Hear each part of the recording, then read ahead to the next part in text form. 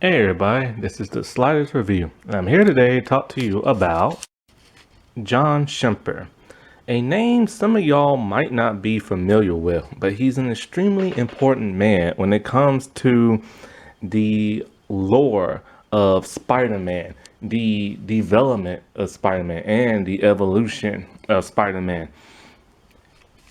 But it's strange because many people, like myself, have never heard of this man. In fact, I think I remember I researched him years ago when I was researching Spider-Man the animated series, but I forgot a lot of what I researched. I'm not even sure if I even bothered to look his name up. But when I was reviewing the Spider-Man animated series Halloween episodes with Blade in there and Morbius, I started doing a little bit more research. I was curious. I'm like, who is the showrunner of Spider-Man the animated series? That's something I've never really thought about. And then I looked him up. And so as I was researching it, because many people don't even know who the showrunner of Spider-Man the animated series is. And so when I was looking it up, I started thinking to myself, because Spider-Man the animated series is very unique. It had a very stylized tone that has in fact been blended into the comic books, other animated series, and even the live action movies, and nobody ever knew. This one man did all this and he has gone unknown. John Semper Jr., my God, he is literally the Bruce Timm of Spider-Man. Because when you think of showrunners and animated stuff, you normally think of Bruce Timm, who is the father of DC animation. Many consider him the god of DC animation, all because of Batman the animated series. Something that has affected the look and feel and mythos of what Batman is. Much of what Bruce Timm and his team did has been incorporated in other Batman animated series. It has been incorporated in live action shows that depict the Bat Family or Gotham City. Much of what he did has been placed in the live action Batman movies, and even in the comic books. Him and his team recreated Mr. Freeze to where he was just a petty criminal, to where he turned into a lonely, dramatized, emotional, lost soul because of his wife having a disease and him having to put her in cryostasis, and him whole body freezing. Mr. Freeze is a sad, tragic figure, all because of Bruce Timm and his team. So many people know him because of that. And other names people think of is James Tucker, Batman, the Brave and the Bold, Dwayne McDuffie of Static Shock, Paul Dini for his writing of the Batman Arkham games and the creation of Harley Quinn, one of the most popular creations of all time. Glenn Murakami from Beware the Batman and Teen Titans, the animated series. When it comes to Marvel animation, however, people mostly think of Greg Kyle from his X-Men Evolution, Wolverine in the X-Men, and some of the Marvel animated movies, or Greg Weisman from the Spectacular Spider-Man, and even Gargoyles, and even Young Justice and stuff. But nobody ever thinks of John Semper Jr. Now, why is he so important, you ask? First, you have to know your history of Spider-Man the animated series. It came out in 1994, the good old days when TV was actually good. And it lasted for 5 seasons from 1994 to 1998. And back in the 90s, they had a lot of restrictions of what a kid's cartoon can do or what can say. They weren't allowed to use blood. They weren't allowed to use guns that shoot out bullets. So they had to use laser guns and stuff. They couldn't say the word kill. In fact, they had to use the word destroy. And so there was a lot of limitations of what they could do. And so this man and his team, they crafted the world of Spider-Man mainly from the comic books. And it was such an amazing adaptation that people assumed that this stuff was pulled straight from the comics. But it was just an adaptation of many of the comics that we all know and love. But it didn't always start out that way. He changed certain characters, personalities, and their creations. And he changed, like he shifted and tweaked some things here and there. And it got put into like a lot of other stuff, animation wise and live action wise. With his show in the first season, it was mainly just a bunch of like random like episodes and stuff like that. It really didn't have a real focus other than like introducing you to who Spider-Man is and a lot of his villains. And so like, but by it got time to the second season, they started to change things, and things changed for the more interesting. Like after season 1, they started calling their next season's chapters, and they had a specific title, and with that title came like the theme of that entire season, so it focused mainly on that. The second season had the Neogenic Nightmare. The third season had Sins of the Father, which I think that sometimes it was even called Sins of the Father's Past. But the fourth season had Partners in Danger. The fifth season had Six Forgotten Warriors. And like, what was so interesting is that sometimes even the fifth season we even call it The Return of Hydro Man, but in most part it was called The Forgotten Warriors. And so like, yeah, that was something very unique in animation. Many people have never ever like done that in an animated series. Mostly they just call like whatever, like season 1, 2, something like that. But he actually put like a stamp on there, a chapter stamp. And like I said, it focused all on that chapter. And other shows have adapted this technique. Avatar: The Last Airbender is probably the most famous by calling their seasons books. And each book contained a certain element: air, water, fire, earth, stuff like that. Just recently, Stargirl did that. In their second season, they renamed it to like Stargirl Summer School. And then the third season is going to be called Stargirl Frenemies. And each episode is no longer titled an actual thing. Now it's called Chapter 1, Chapter 2, stuff like that. They've even adapted that for the MCU animation show that was on Disney XD, where like they will change the name of like a show fitting with whatever movie had came out at that time. Now, when it comes to characters being tweaked, he changed a lot of stuff around to fit the needs of the network.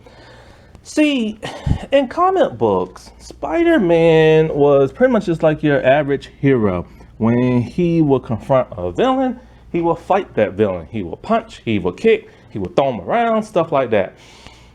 And one thing about him is that he was less quippy with the jokes, but he was more insulting with the jokes. When it came to Spider-Man animated series, this had to be kid friendly.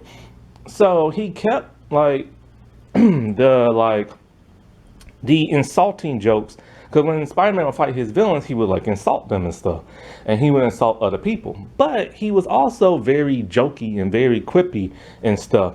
And a lot of his humor later got translated into other Spider-Man animated series, such as like Spider-Man Unlimited, The Spectacular Spider-Man, The New Adventures of Spider-Man on MTV.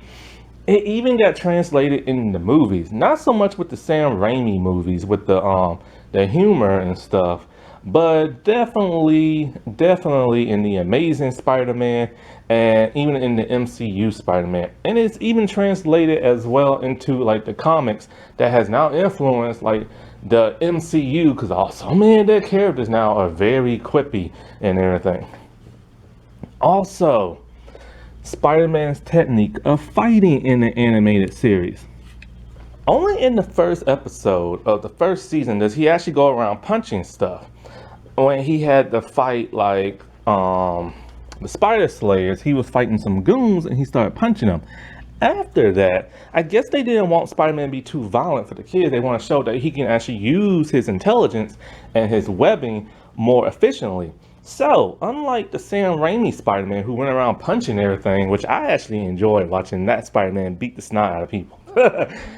Spider-Man the animated series, what he did was he utilized his spider powers. He would flip around more to distract his opponents. He would use his webbing to great detail to like tie people up, spin them around, like all kind of stuff. He would like toss people around, but he would never really punch or kick nobody except for that one episode. This is a very unique technique because it's kind of like, we know Batman and Superman go around punching people like crazy, but it's kind of like Spider-Man is such an intelligent person and he's the friendly neighborhood Spider-Man. So why would he just be like smacking people around? And for what the show did, when they utilized his webbing and his acrobatics a whole lot more, that was really something to look at. Like, I've noticed that in the Amazing Spider-Man. In the Amazing Spider-Man, that Spider-Man didn't go around punching people a lot. Like, he just webbed up people and used his acrobatics. Even the MCU Spider-Man does the same thing. And that all started with, like, the animated series. Another thing they changed with this Spider-Man is that he got bit when he was a teenager. But he was in college during the entire run of Spider-Man the animated series. Also, the animation was very realistic. And so this Spider-Man, Peter Parker, was an adult. He was in college. He still went through the gripes of life and all the morals and stuff like that. This, of course, got famously translated. Well, the one reason why also this happened was because he was older in the comic books. So they want to like show that instead of his youthful age and stuff. And this, of course, got translated beautifully in Sam Raimi's Spider-Man. We see Peter Parker in high school, and we see him getting bullied by people, and we see him get bit by the spider. A year later, he becomes Spider-Man in college. And throughout the entire Sam Raimi run, he's an adult. And for the most part, he was even an adult when he was in high school because he was 18 years old. And that's the adult legal age in America. So that got translated from the animated series. They could have went with a younger Spider-Man like they did in the Amazing Spider-Man in the MCU. Because no, those Spider-Men are in high school. Another thing that got translated from Spider-Man the animated series was his first love being Mary Jane Watson. Now, this is not true. In the comic books, his first true love was Gwen Stacy. But he's had other girlfriends like Betty Brant, Felicia Hardy, Liz Allen, stuff like that. But they decided to leave out Gwen Stacy throughout the entire run of the animated series, except for like the last couple of episodes when he goes to a parallel dimension. One reason could probably be because in the comic books at that time, Mary Jane Watson was he was dating. And so they wanted to let the readers be like, okay, you remember this, so we're gonna put that in the animated series. Another reason could be because of the whole death of Gwen Stacy thing at graduation. She dies in the comic books, and she died for a long time before getting resurrected. She was dead for a couple of decades, and now since she's been resurrected in the comic books and other forms, she is even more popular than the original Spider-Man. Spider-Gwen, or Ghost Spider as some people call her, is an awesome character who has been placed now in so many of the animated series and also the animated movie. And so like having a focus on Mary Jane, that's what the Sam Raimi movie did. There was no Gwen Stacy, not until the last movie, the third movie, which is ironic because Gwen Stacy didn't show up in the animated series until the very last season, in the last couple of episodes. And so like, and Spider-Man didn't know who Gwen Stacy was when he saw her in that animated series. So she never existed in his time. And what is so famous about that is that we all know of how she died off the bridge. The Green Goblin was attacking, Spider-Man shot his web out to catch her, and then they don't know if it was the fall that killed her or the spider webbing that like broke her back. or hit her head and stuff. It's one of the most famous comic books of all time, and it never got translated in animation. It did in the Amazing Spider-Man. However, Spider-Man animated series was not gonna let that comic book just like fly off the shelf and not be placed in their show. What John did was that he retooled it. He kept Spider-Man, kept the Green Goblin, but instead of Gwen Stacy, it was Mary Jane Watson that fell off the bridge. And when she fell, during that saga, they had some interdimensional like portal device, and she fell into it. And Spider-Man had no idea where she went. So he went all in the water looking for her, and he assumed she was just lost at sea. And then she was never found after that because, see, I'm gonna get to that a little bit later because she went into a parallel dimension. And so when the Mary Jane did come back, she was actually a water clone of like Mary Jane. And so Spider-Man had no idea. He like married her and stuff. And then he found out that she's just a water clone. He had no idea what a real Mary Jane was. But like I said, I will get into that later. And as we all know, in the first Sam Raimi Spider-Man movie, Mary Jane Watson, the Green Goblin, and Spider-Man are all on the bridge fighting, and she keeps falling and he keeps saving her. That is so ripped from the animated series. But his origin and her origin weren't the only ones that were tweaked. They also tweaked other characters. The most famous of them all is Norman Osborn, the Green Goblin. See, in the comic books, Norman Osborn was just an evil man. He was an evil scientist. And he became the Green Goblin just to be evil and steal stuff and get money. They changed this for the animated series. Now in the animated series, he's more of a corrupt businessman, but he has a moral center when it comes to his son. However, he gets exposed to the Green Goblin formula, and instead of just giving him enhanced strength, it gave him like psychological problems. The Green Goblin was created through his psyche, through the chemicals, kind of like a split personality type thing. And he had no idea he was the Goblin. So he completely changed his origin. And this has now been translated into the Sam Raimi Spider-Man movie. In that, he's just a regular businessman who loves his son but neglects him. And then when he gets exposed to the chemicals, he gets a split personality and becomes the Green Goblin and has no idea he is the Green Goblin. And this all came from the animated series. Now in the comic books, Harry Osborn, who becomes the Green Goblin too, he went through a different like stages in life than he did in other adaptations. He had like an addiction to drugs and stuff, and that's how he died, remember. In the animated series, they couldn't do that. They couldn't have a drug episode.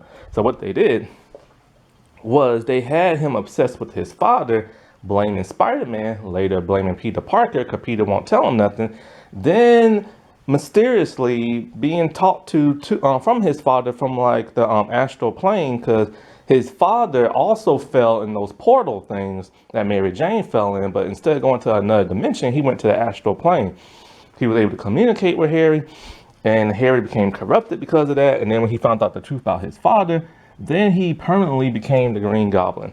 Now, of course, in the Sam Raimi movie and in the Amazing Spider-Man movie, like he also becomes like, you know, the Green Goblin. But the thing about the Sam Raimi one is that just like in the animated series, he's obsessed with his father. He blames Peter Parker. Then he also blames Spider-Man. And so like he is talked to from like the dead from his father, which is such a thing came from the animated series, which convinces him to take like the Goblin formula, which is something that happened in the animated series. His father told him to take the formula and stuff. And so then he became the second Green Goblin. The Kingpin was tweaked as well. Like the Kingpin's always been just a mobster. He did like small time crimes. In the animated series, he was more interested in like super soldiers and mutants and stuff like that. So a lot of Spider-Man's villains that he fought in the animated series was a direct result from the Kingpin, changing people's DNA and stuff. And so, like, because of that, also what's interesting about that is like that version of the Kingpin, he was an Italian man, but he was voiced by a black man. Now, what's ironic about that?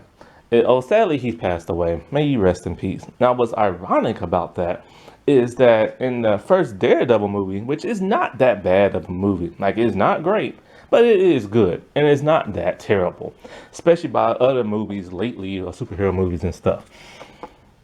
That Kingpin was played by a black man. And that's just interesting because he was voiced by a black man in the animated series. And what's even more interesting is that when they came out with the new adventures of Spider-Man, or the new animated series from the MTV one, they decided that the black guy who played, may he rest in peace too. Both Kingpins died. He reprised his role in that animated series, and he was also black in that.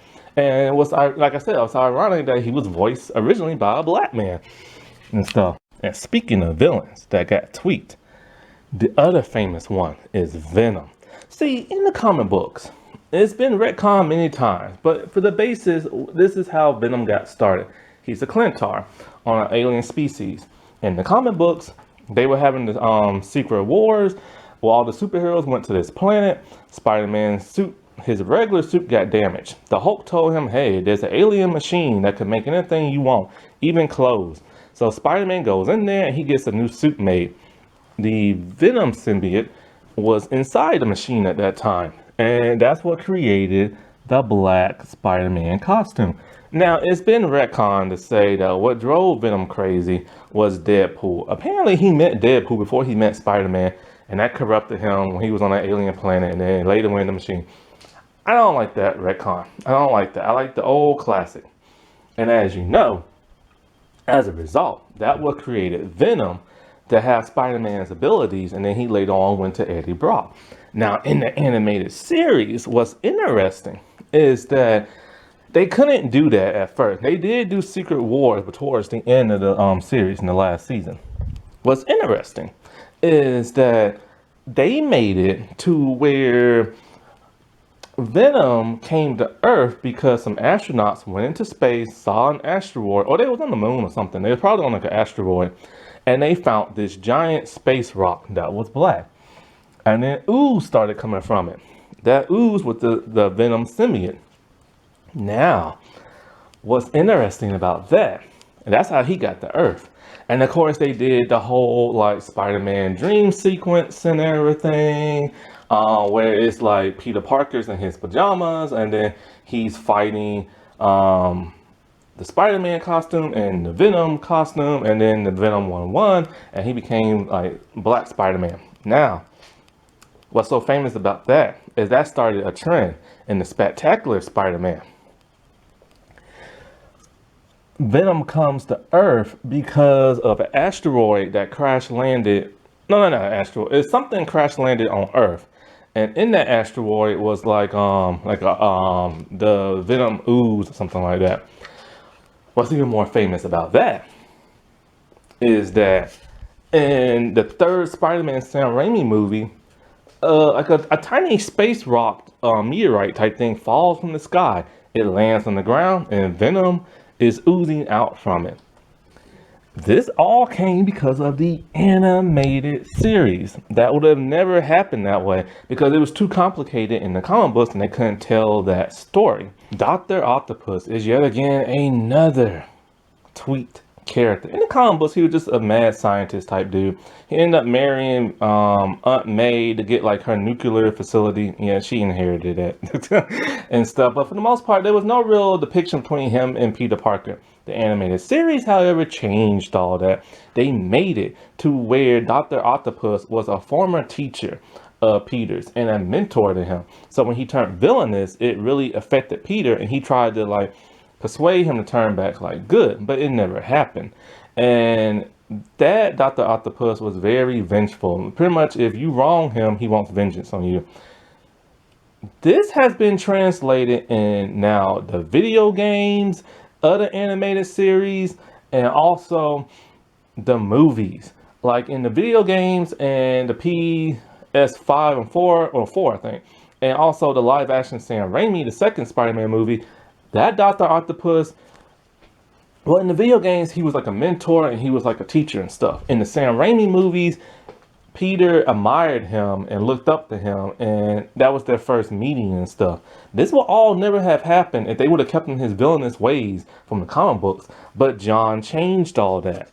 I was even introduced to Michael Morbius, the guy who got turned into a vampire. I don't know how he got turned into a vampire in the comics, but in the animated series, it was through radiation and Spider-Man's mutated blood. And as we all now know, Morbius was in the deleted scene in the first Blade movie, and he's now about to have his own Sony Marvel movie, which they completely changed the origin, and so no telling how that's going to be. They even adapted the Secret Wars from the comic books, and when they did that, like, they changed it to where Spider-Man was being tested on a big battle he was going to have and towards the end of the series, which I'll get to in a little bit. So they combined, like, he needed a team. So he combined a team of Captain America, Storm from the X-Men, the Fantastic Four, Iron Man, and Black Cat. And, you know, in a way, this was kind of like a mini Avengers type thing. And now we will see the formation of so many, like, scattered heroes. But for the most part, you never really saw that in animation, because heroes stayed on their own shows, you know? And it's just so cool to how he helped kickstart this all together. Now, let's get to the most famous thing the show ever did. The Spiderverse. Oh, yes. See, we've all heard of Spider-Man Into the Spiderverse. It was a great animated movie, but it was based off a comic book, and the comic book is called Spiderverse, and that Spiderverse comic book came out in 2014. But did you know that the whole, because Spiderverse is basically Spider-Man's traveling different dimensions. He's encountering other spider people like Spider-Man, Spider-Woman, Spider-Girl, and Spider, all those type of people, and they all work together to stop, like, mostly to stop, like, another Spider-Man, a Spider-Man that's been corrupted. Guess what? This all got started in the animated series back in 1998 of his last season. See, parallel dimensions was something very new to science fiction around that time. Mostly they dealt in, like, time travel. But and parallel dimensions really didn't get, like, started until, like, the television show Star Trek Next Generation, when they did the episode Parallels. That was really, like, the first depiction most people saw of it. And then it got famously made from a television show called Sliders. Sliders is an amazing television series that deals in parallel dimensions. Well, after Secret Wars was done in the Spider-Man arc in the cartoon series, Madame Web tells him, like, his real mission is now ahead, now that he has trained and that he has proven to be a leader. She shows him other versions of Spider-Man. You have the armored Spider-Man, who has that gray mech suit. You have the Scarlet Spider. You have Spider-Man with, like, the multiple arms. I'm trying to think of somebody else. They had another one that was a TV actor who had no powers. They might have had one. Oh, they also had one where Spider-Man had Dr. Octopus tentacle arms attached to him and stuff. And he said, you know, he got those with his last battle with Doc Ock. And so I remember when I saw this episode, I was shocked, I was amazed, and I was happy. I never saw Scarlet Spider before, and I became obsessed with his costume. And so, like, who they had to fight was Spider Carnage. That version of the Carnage symbiote merged with Spider-Man, and that Spider-Man did not want to live no more. He didn't want nobody else to live. So using that interdimensional transportation device that made Mary Jane and them disappear, he used it to travel through the multiverse to get whatever equipment he needed, and then he was going to use it to, like, destroy the entire multiverse. A story that has been used multiple times now in animation and stuff. Very famously in a DC animated movie, Crisis on Earth. And so, like, what's interesting about that, like, it all started from that animated series and stuff. They even incorporated the Ben Reilly, like, Spider-Clone saga into the storyline that wasn't too complex like the comic book and stuff. And if it wasn't for that, we wouldn't have the Spider-Verse comic book. We wouldn't have multiple Spider-Verses animated stuff. Like I said, it was very famously in the animated movie, but it was also used in, what was it? Ultimate Spider-Man, the cartoon series on Disney XD, where that Spider-Man had his own Spider-Verse saga, but with different Spider-Man. Another thing that the show introduced was the neogenic recombinator. It was a device that pretty much would mutate a person's skin and not skin, but their DNA and alter it. This is what caused Spider-Man to get his powers. See, in the comic books, it was just a radiated spider, but with here, the radiation came from an actual device, and it was shown throughout the entire series. Now, in the movies, we don't never get to see the neogenic recombinator, but now with the first Sam Raimi Spider-Man, Spider-Man got his powers because the spiders, they did something to the spider's DNA through, like, lab work and stuff.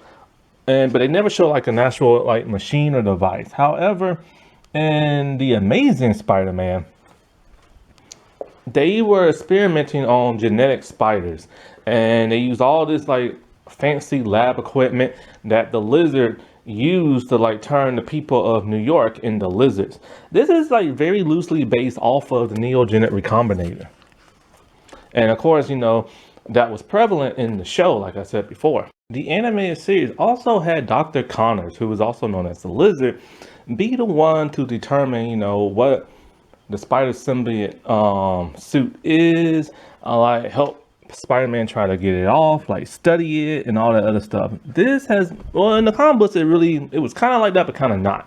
But, in other mediums, the Dr. Connors has been very prevalent in, like, the Venom symbiote. Like, he was in Spectacular Spider-Man, he studied it. He studied it in the Sam Raimi movie. I'm not sure about Ultimate Spider-Man, or the newer one that's out, the Marvel Spider-Man one. I'm not really too sure about that.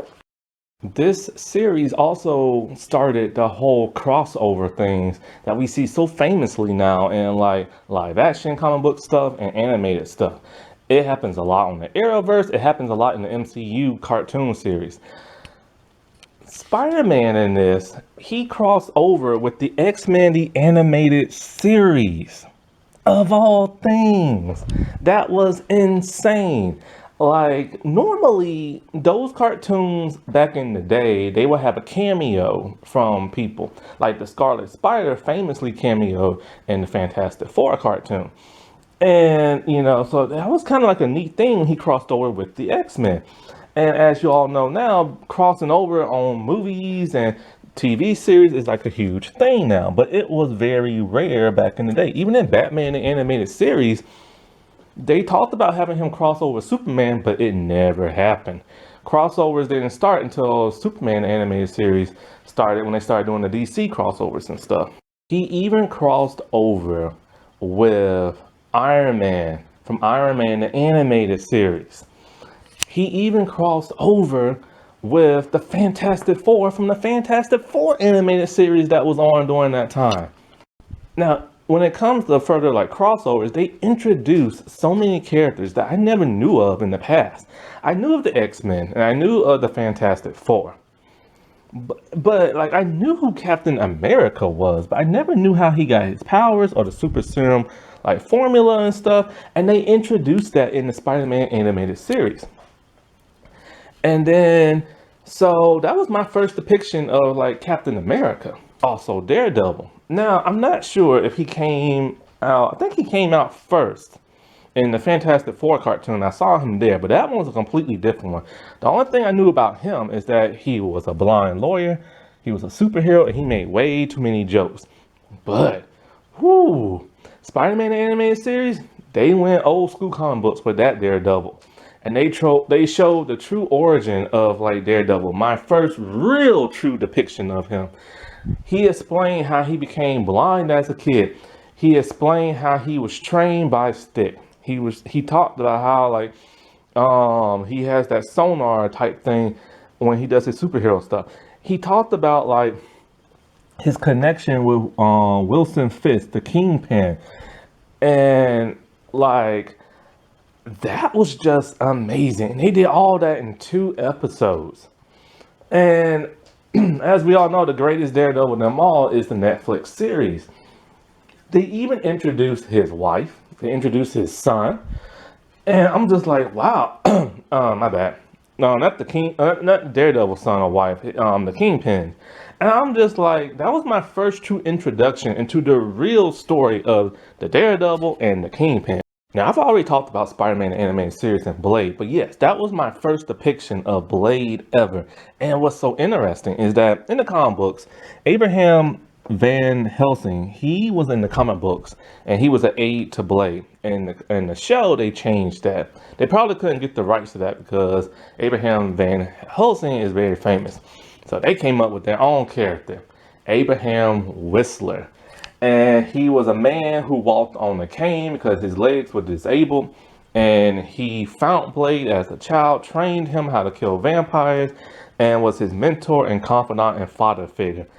And as we all know, this got translated in the Blade movie. And by the way, the Blade movies were the first successful Marvel movies. A lot of people are just now finding that out like about like a decade ago because Marvel just didn't want people to know. They wanted people to think the X-Men and Spider-Man were, but no, it was Blade. And as we all know, Abraham Whistler was placed in the movies in the exact same origin. He found Blade as a kid, he trained him, he had damage to his legs. That all came from the animated series. It's like their Harley Quinn character or X-23. Like, and Whistler has now been in the franchise for a long time. He was even in Blade, the television series. And that all came from the animated series. Another thing that I got introduced to was the Punisher. I never knew who that was. I saw him in a cameo and X-Men the animated series. That's about it. But I never knew who Frank Castle was. I never knew his tragic origin story. I never knew how lethal he was. And that was all done in Spider-Man, the animated series. And the Punisher has had multiple movies, a Netflix TV show, everything. It was even the first depiction, like TV-wise, to introduce Peter Parker's parents and explain slightly their backstory. Now, they had the old school backstory of like, you know, them being spies and them being wanted and stuff like that. And of course, this kind of got made into the Amazing Spider-Man, where they kind of went into his parents' depiction, because, you know, his parents have never been shown in any other movie and stuff.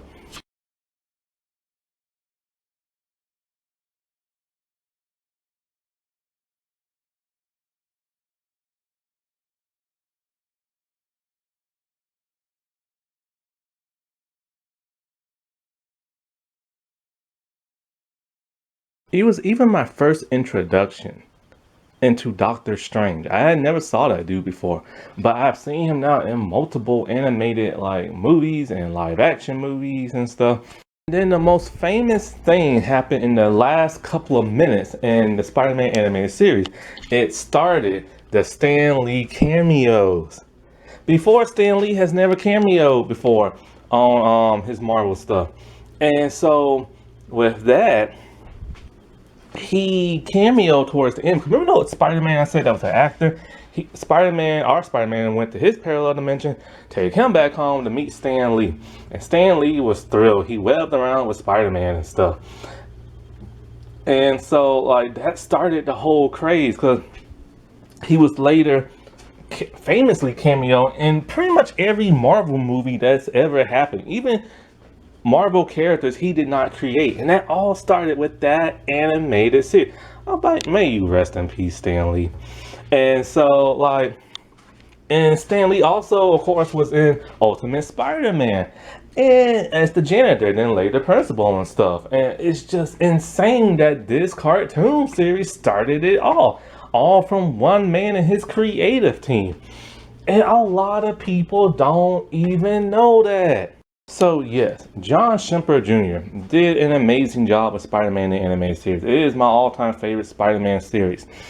He deserves so much credit for the lore of Spider-Man, and you know, because he is the Bruce Timm of Spider-Man and stuff, and even Marvel at the most part when it comes to animation.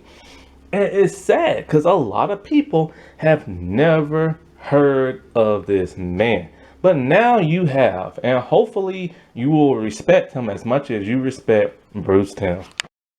Alrighty, well, I'll talk to y'all later. Bye.